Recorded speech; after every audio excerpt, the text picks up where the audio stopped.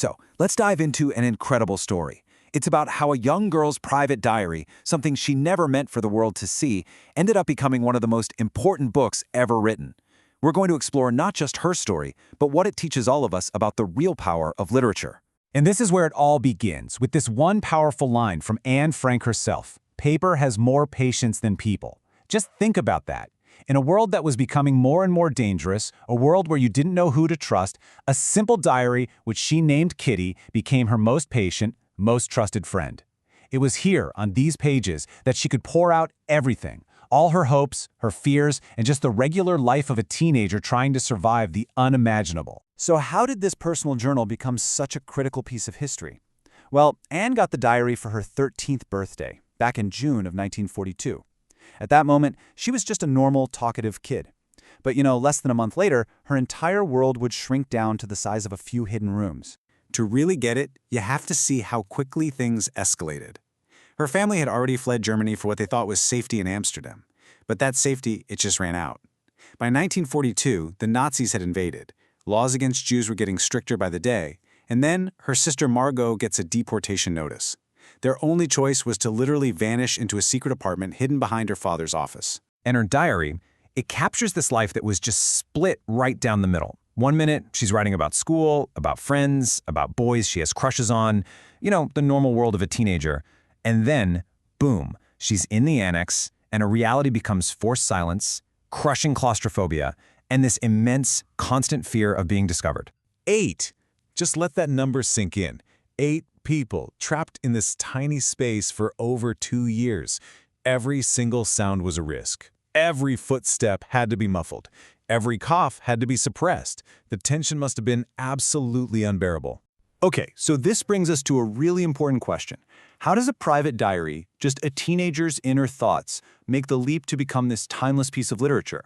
What's the secret ingredient? Where's that dividing line? Well, what even is literature, really? It's way more than just words on a page.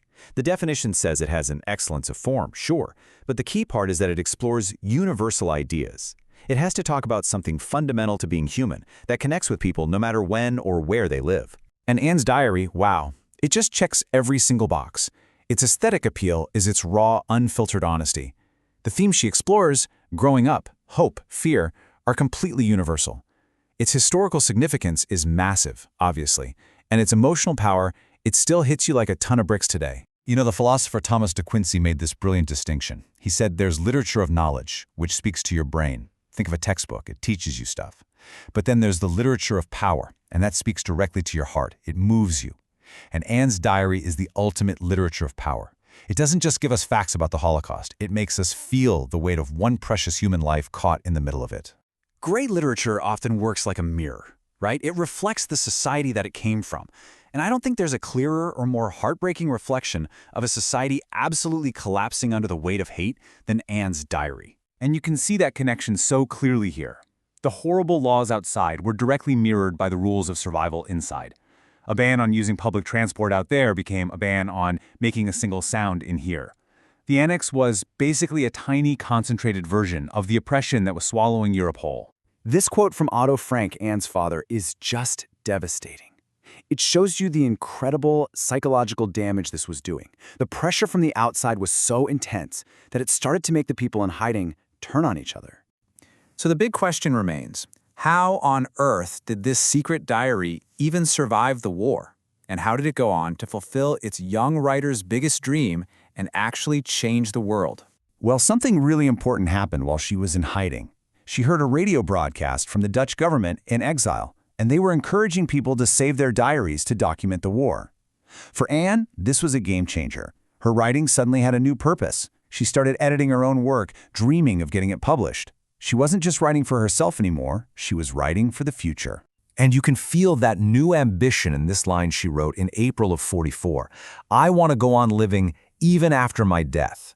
She saw her writing as a way to achieve a kind of immortality, a way for her spirit and her voice to outlast her own life. And then there's this line. It's probably her most famous, and it is just absolutely staggering when you realize when she wrote it.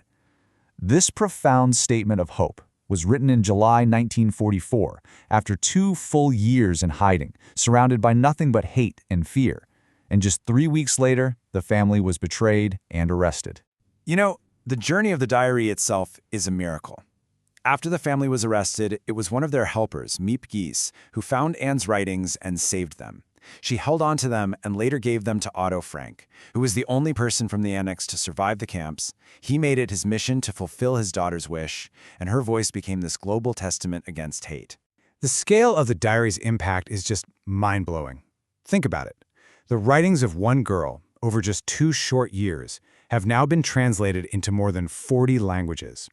Her one singular story has become a personal, human window into the unimaginable loss of the 6 million Jews murdered in the Holocaust. And that's really the heart of it all. This is why her diary is so important. It perfectly shows the power of literature to change us. By connecting us so deeply with just one person, it forces us to feel the true size of the tragedy. It doesn't just teach our minds, it moves our hearts. It inspires an empathy that challenges us to never, ever forget. Anne Frank's story proves that a single voice, writing in secret, can echo for generations. And it really makes you wonder, doesn't it?